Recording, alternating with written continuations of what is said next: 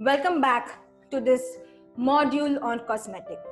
In this module, we will extend our understanding the role of chemistry in the cosmetic industry.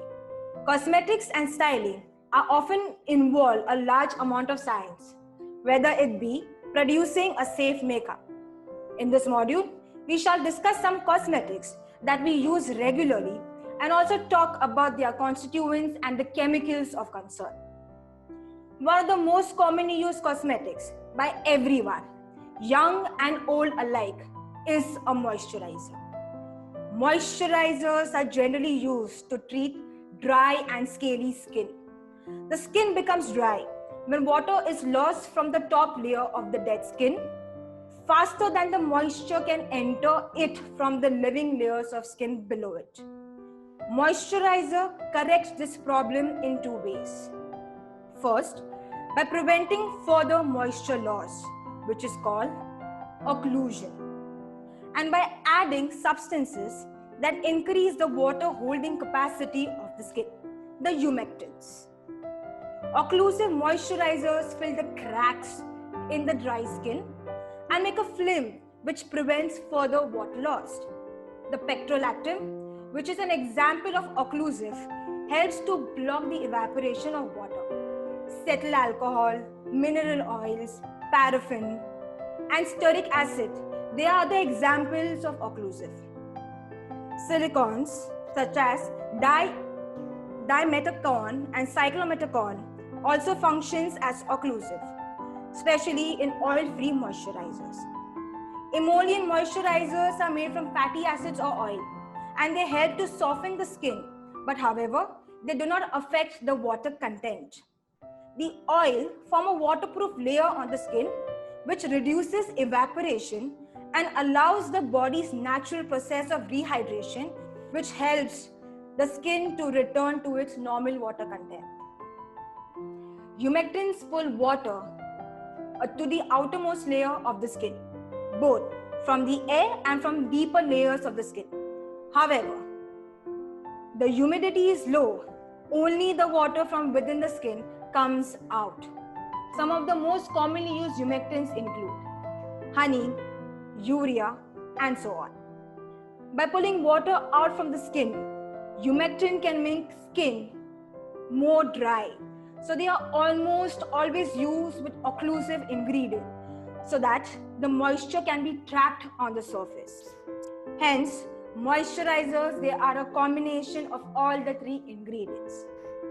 Besides moisturizers, the other commonly used topical agent is a sunscreen. Sunscreens play an important role in protecting our skin from the harmful UVA and UVB rays which are emitted by the sun. There are many types of UV rays. First, the UVA ray, which causes wrinkling and premature aging. Then we have the UVB rays, which cause sunburn, followed by cataract. UVC rays, these are the strongest. However, they are blocked from the earth by the ozone layer. Both the UVA and UVB rays are dangerous and cause skin cancer. The ultraviolet protection factor, UPF, this is a universal system that measures the sun blocking effectiveness of clothing. The UPF factor 50 plus means that only 1/5 of the UV rays falling on the fabric reach the skin. The remaining 98% of the UV rays are blocked.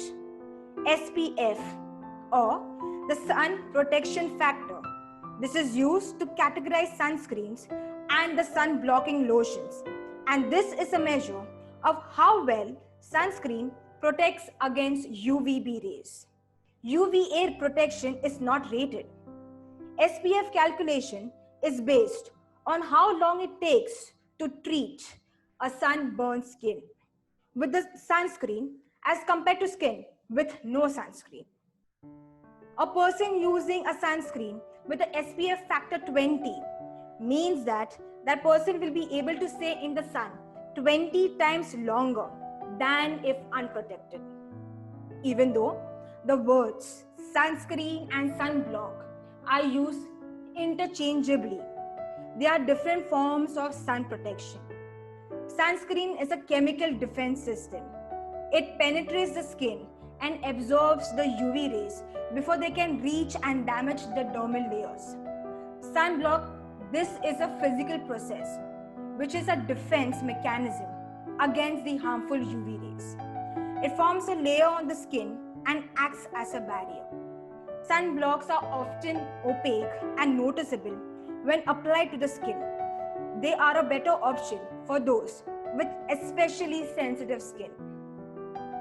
Sunscreen help to prevent skin cancer, which include basal cell carcinomas. They contain filters that reflect or absorb UV rays. These are mainly of two types. The organic filters. They absorb UV radiation and convert it to a small amount of heat. Examples include cinemates, salicylates, and benzophenols. Some sunscreen include parabenzoic acid, oxybenzone, which absorbs the sun's rays. Then we have the inorganic filters. These filters reflect and scatter UV radiation. Examples are titanium dioxide and zinc dioxide. Inorganic sunscreen are typically less irritating to the skin. Sunblocks usually include zinc oxide or titanium oxide. Nanoparticles are small particles that range between 1 to 100 nanometer. Bulkier particles of zinc oxide and titanium dioxide have been used in sunscreen for decades to reflect or absorb UV light. Nanoparticles of these are highly effective at absorbing UV rays. They also absorb and scatter visible light, rendering them transparent on the skin. They are more stable than other UV filters, hence they do not require frequent reapplication. Nano zinc oxide and titanium dioxide, they are lighter on the skin and less pasty and cakey. The potential for nanoparticles in sunscreen to cause harm depends on their ability to penetrate the skin. Research suggests that penetration of sunscreen nanoparticle is negligible. One another very popular product among topical agent, they are the skin lightening or skin whitening cream. Mercury is a common but very dangerous ingredient which are found in them. Mercury in cosmetics exists in two forms, the inorganic and the organic form. For the inorganic form, we have inorganic mercury in the form of mercuric chloride, which is used in skin lightening creams and soap. Mercury salts can stop this formation of melanin. Organic mercury compounds such as the thiomercyl, which contain ethyl mercury, and phenyl mercuric salts, are used as cosmetic preservatives in eye makeup, including mascaras, and in eye makeup or cleansing products. According to the World Health Organization, a product contains mercury if you see one of the more of these ingredients listed in the label. We have calomel, the cinnabaris, and quicksilver. Mercury containing skin lightening products are very dangerous and hazardous to health. As a result, they have been banned in many countries.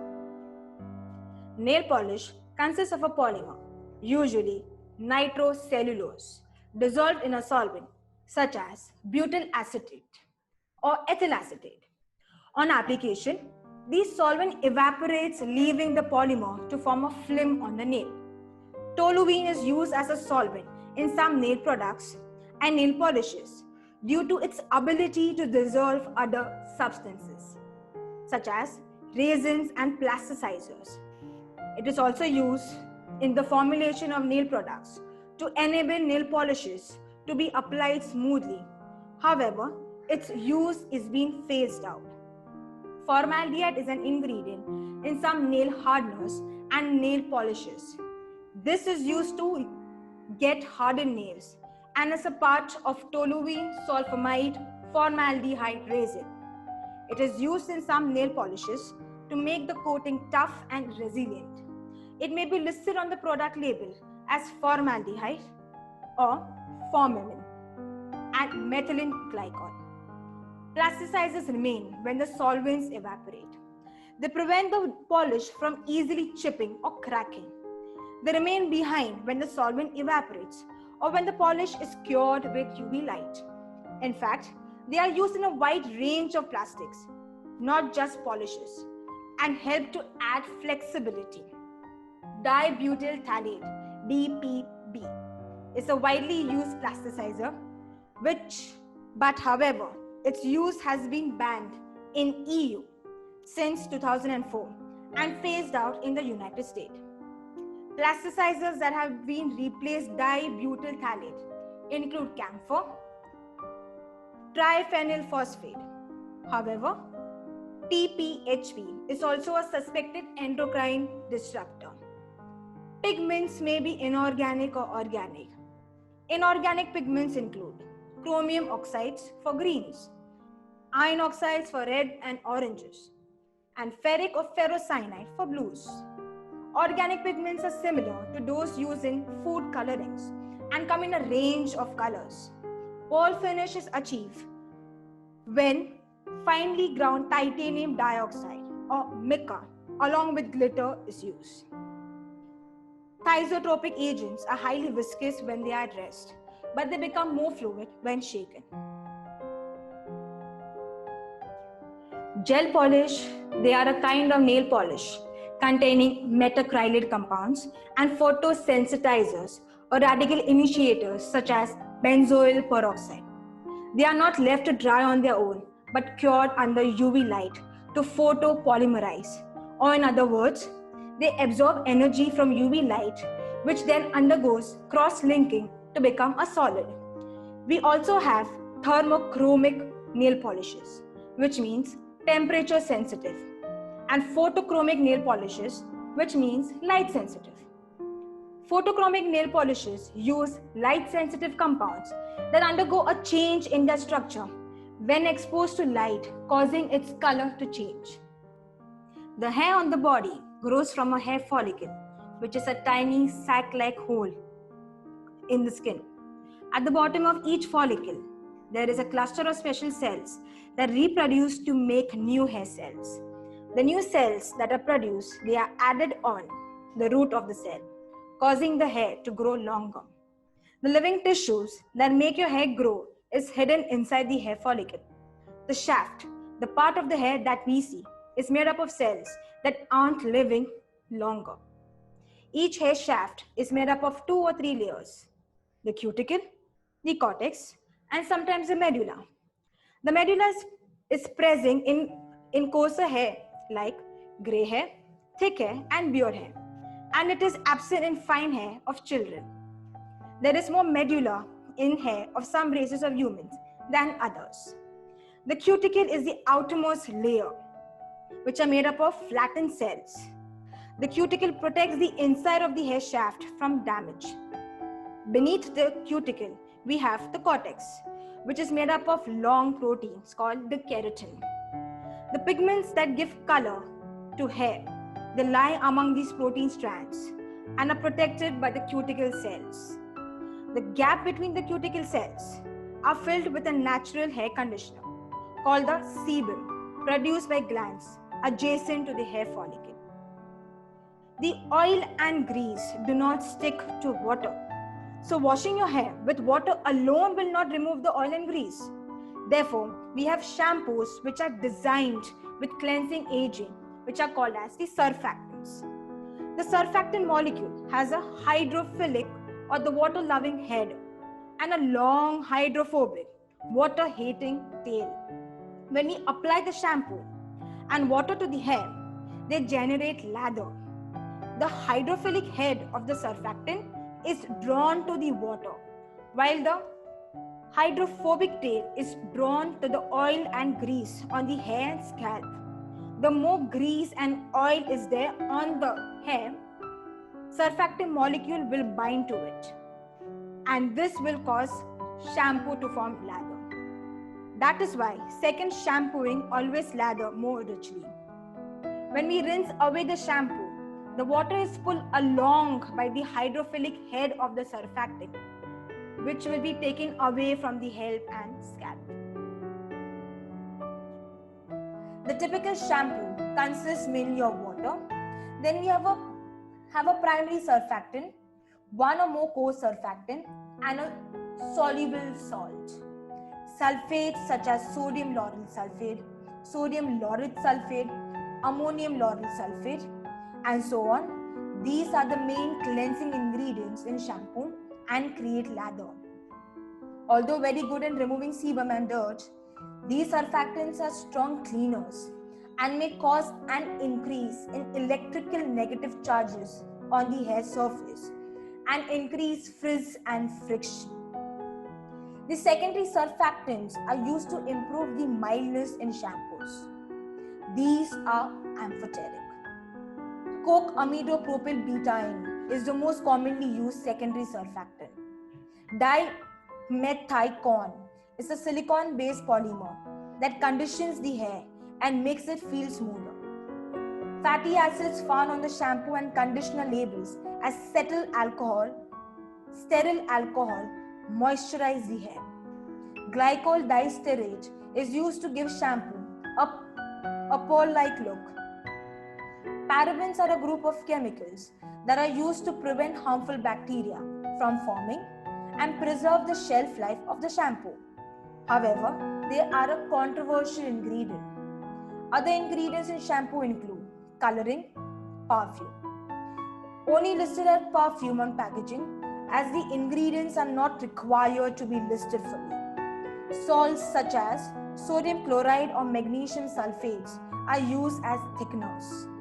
Citric acid helps to rebalance the pH of the product, which is slightly alkaline by nature. Shampoo typically is more acidic than soap, so it may contain ingredients to bring down the pH of the product. If the pH of shampoo is too high, the sulfide bridges in keratin can break, which weakens or damages the hair. The Moroccan argan oil has become very popular because they are capable of keeping the hair moisturized and hydrophobic. It is the most expensive edible oil in the world, as it is rich in tocopherols and polyphenols, which are powerful antioxidants.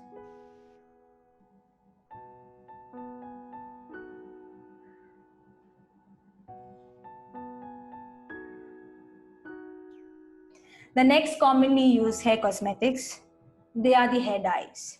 A hair natural color is determined by how much and what kind of minerals are in the hair's cortex. There are two kinds of mineral found in the hair.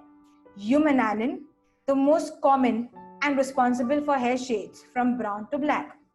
Pheomenaline, responsible for yellowish blonde, ginger and red colors. Permanent hair dyes use a combination of the chemicals ammonia and hydrogen peroxide.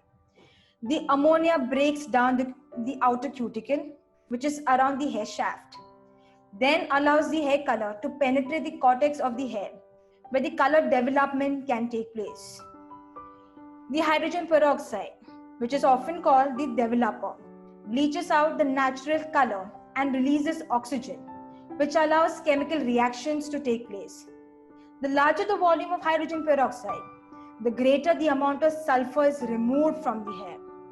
Loss of sulfur causes hair to harden and lose weight.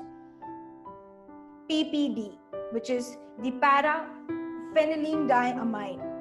This is a hair precursor that reacts with hydrogen peroxide to give an intermediate which is then coupled using a coupler, like a resorcinol compound. Changing the mixers of coupler and precursors give different shades. These chemicals are quite harsh and can harden and thin the hair and are a known skin, the eye and respiratory system irritant. The hair is made up of protein, which is called the keratin. The strength of hair is due to this protein keratin, which is made up of a large number of sulfur-containing amino acids. Sulfur atoms from adjacent chains of keratin bond together to form disulfide bonds. These extra bonds make the fiber very strong. Also, they ensure that the position of keratin molecules remain fixed so that the shape of the hair fiber stays the same. The permanent hair straightening techniques use chemicals to break these disulfide bonds. Hence, they are called the chemical relaxers. Chemical relaxers remove the curls and waves in hair, which makes the hair straight and frizz-free. These chemicals last until the hair grows out. That's why they are called permanent. Alkaline solutions are applied to hair to break apart these disulfide bonds. The hair is kept straight, then treated with an acidic solution which will neutralize the base, which stops further reactions and allow the disulfide bonds to reform in new position. The alkaline hydroxides such as sodium hydroxides or calcium hydroxides, they are the most harshest and fastest chemicals used for breaking the disulfide bonds.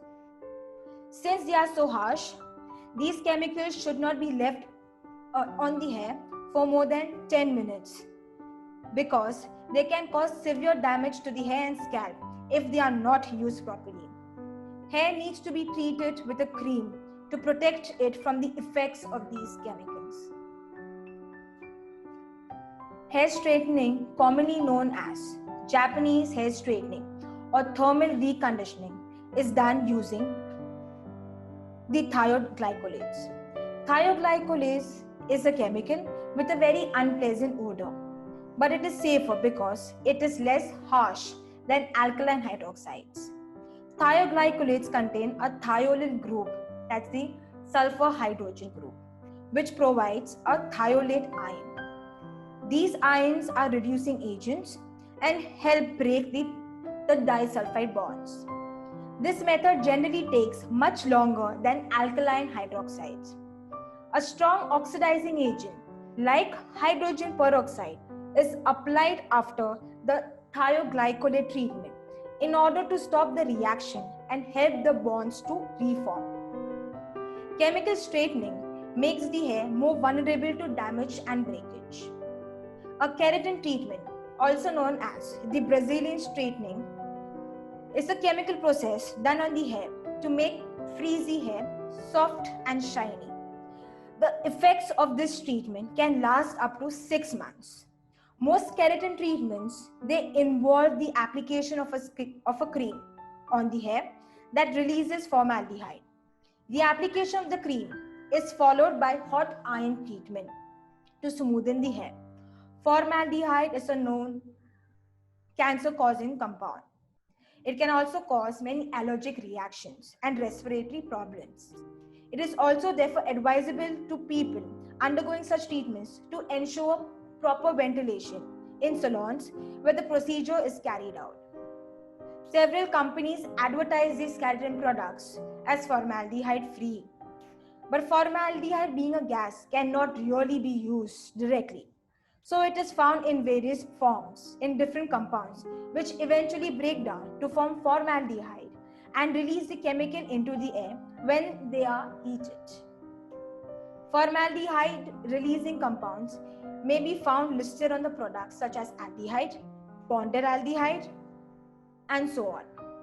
Keratin treatments also make the hair more brittle and prone to breakage.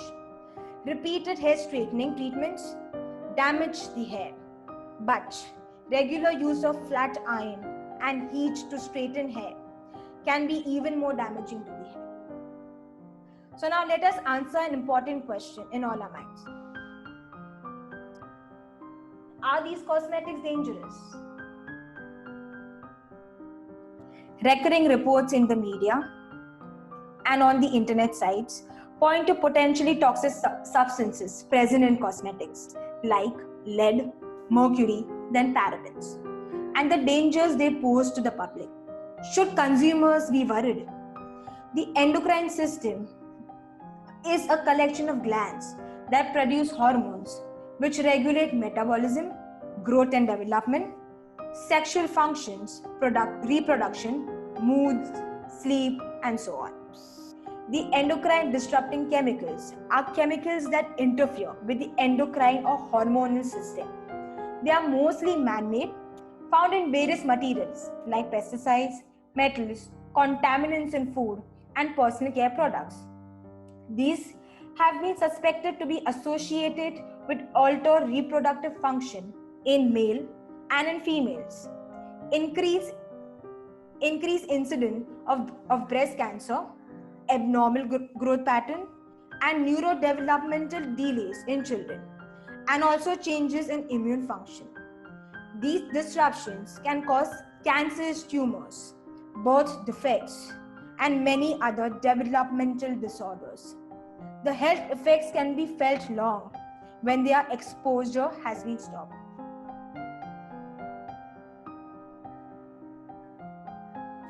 The endocrine disruptors can function in three ways.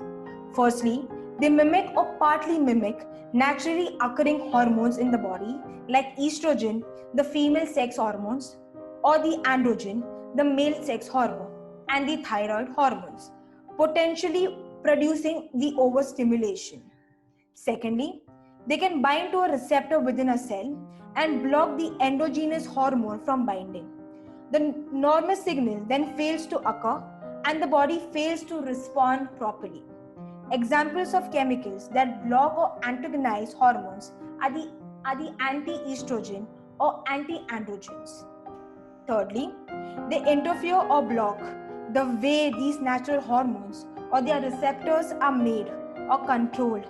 For example, by altering their metabolism in the liver.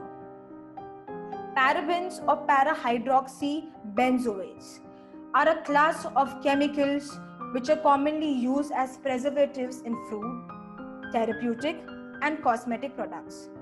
If your product label lists methylparaben, ethylparaben, propylparaben, butylparaben, or isobutylparaben, then the product contains parabens. These ingredients are added to deodorants, toothpaste, shaving gels, shampoos, conditioners, body lotions, and makeups to stop the growth of fungus, bacteria, and other potentially damaging microbes. They are the most widely used preservatives in personal care products. Parabens are believed to disrupt hormone function by mimicking estrogen and binding estrogen receptors on cell. This can cause an increase in breast cell division and growth of tumors, which is why parabens have been linked to breast cancer and reproductive issues. A British study detected traces of 5 parabens in the case of breast tumors of 19 out of 20 women studied. Although the study could not prove a direct relation between parabens and breast cancer, the presence of unaltered parabens in the body suggests its ability to penetrate skin. The individual products contain paraben within safe limits which are set by the FDA. However, when they are exposed to these chemicals again and again from several different sources, this can be a matter of concern.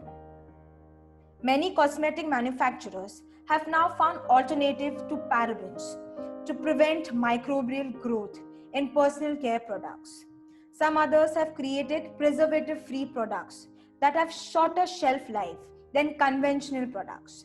The use of 5 parabens, the isopropyl paraben, the isobutyl paraben, the phenylparaben, the benzyl paraben, and the pentyl paraben are banned in cosmetic products in Europe and Japan, and the concentration of propyl and butyl paraben have been limited.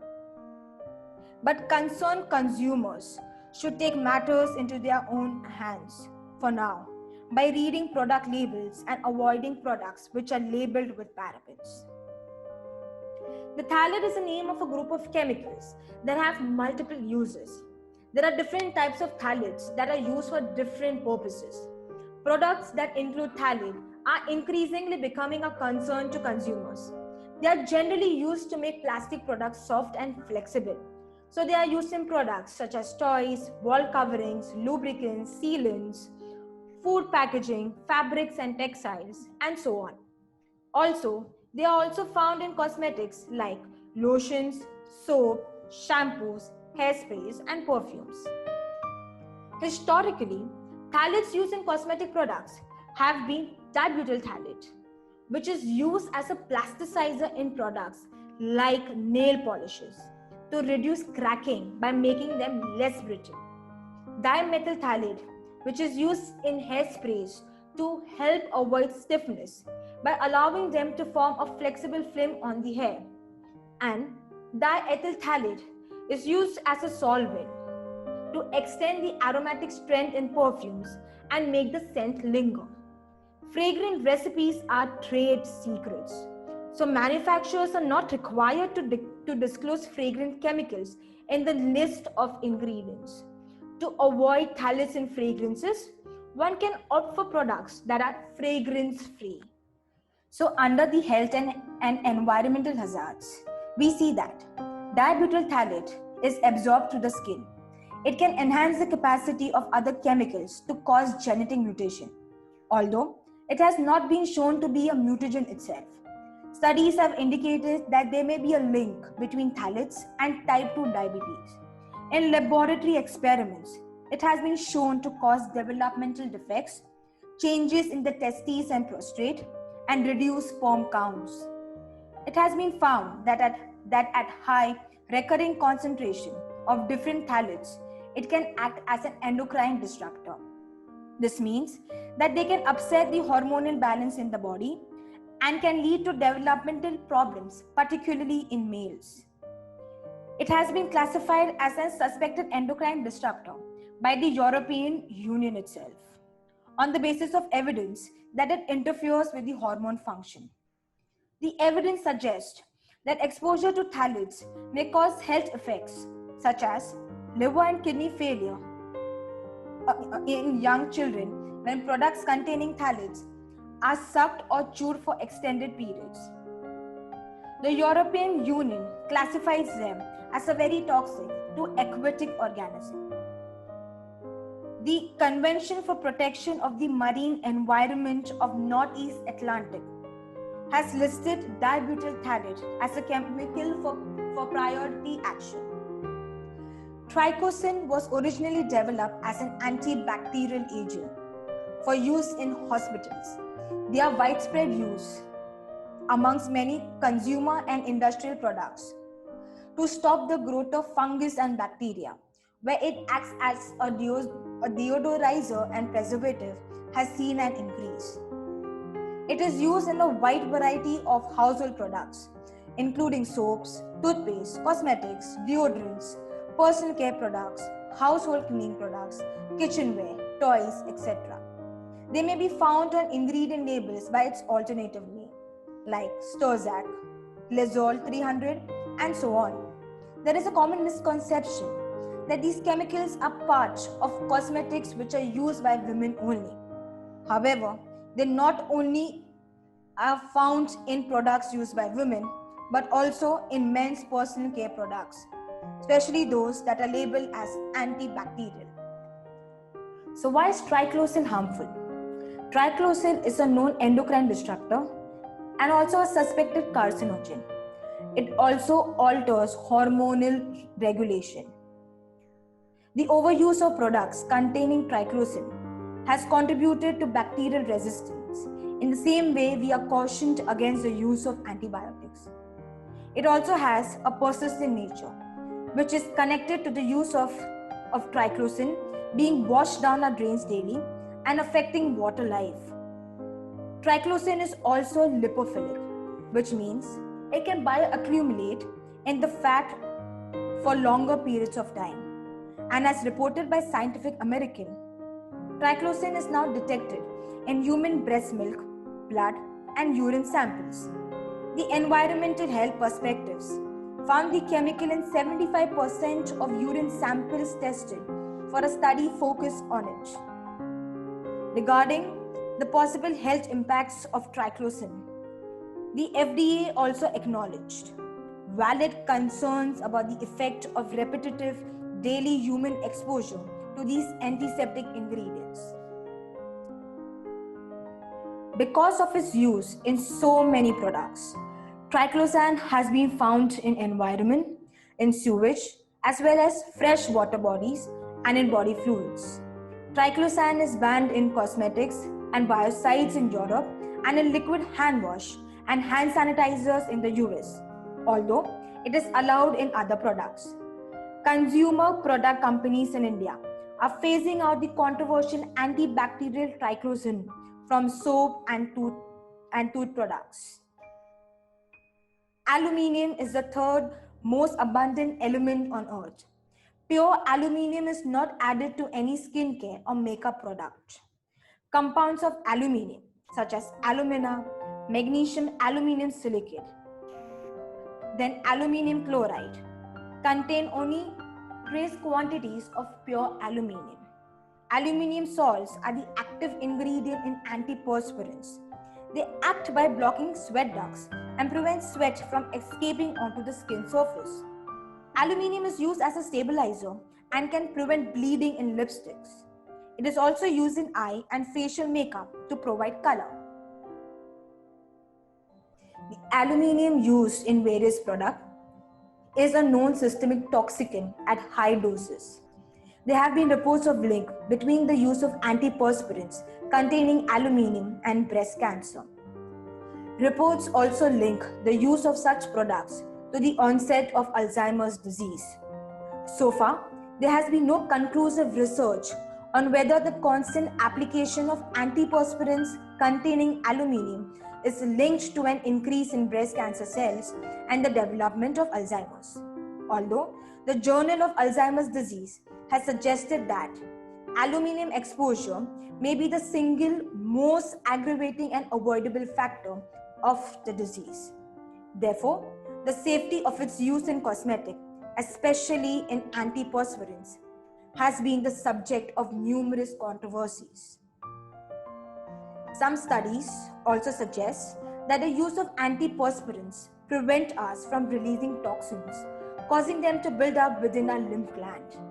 The FDA says that since antiperspirants are designed to work on the surface of the skin, they are not absorbed by the skin.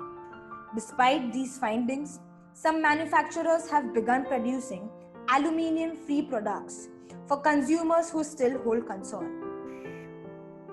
The next chemical is formaldehyde, which is an organic compound used in a wide variety of products. Formaldehyde can be found in nail polishes, nail hardeners, hair gels, soaps, makeup, shampoos, lotions, and so on. The two known categories of products with the most formaldehyde are hair straightening treatment and nail hardeners.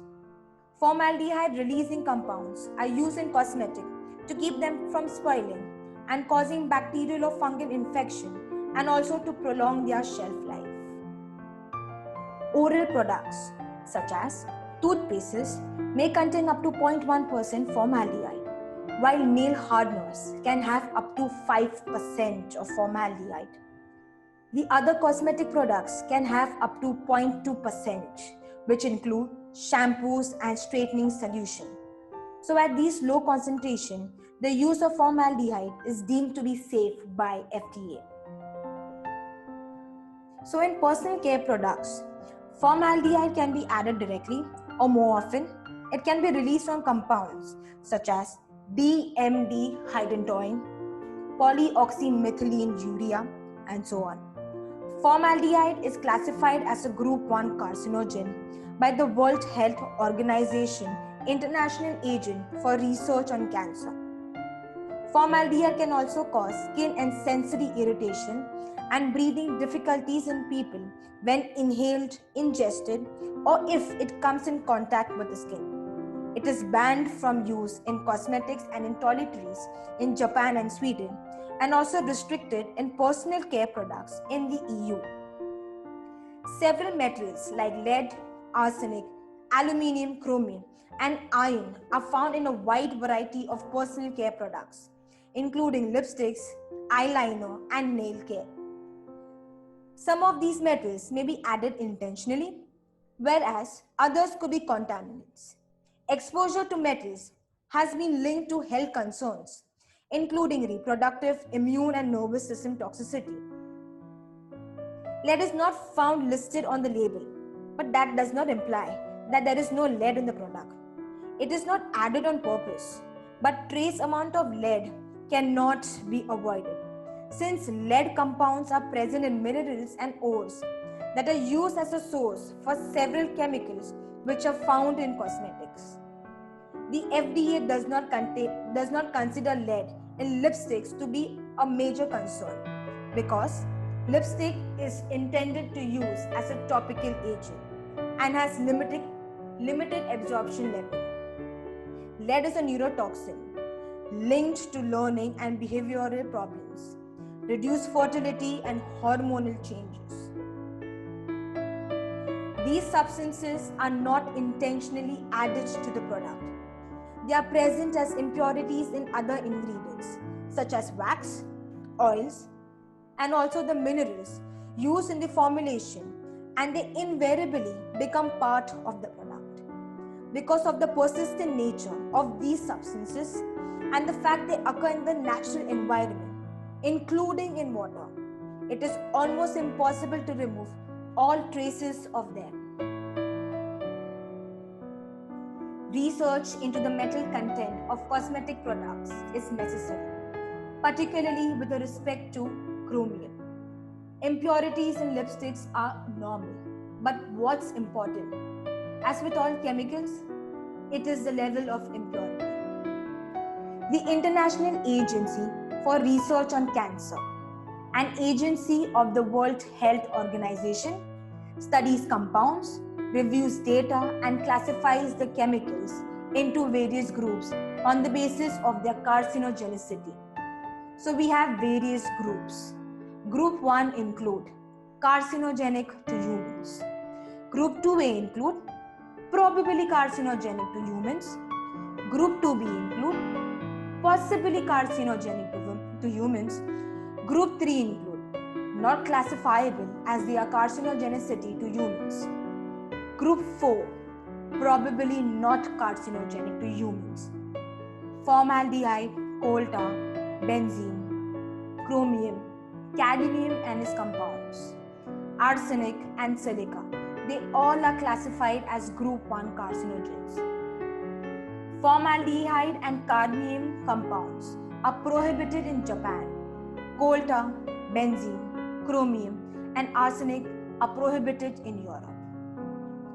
The laws governing cosmetics and personal care products are so limited that many carcinogens are allowed in personal care products. So read the labels carefully and be aware of the hazardous chemicals that can be present in cosmetics and personal care products.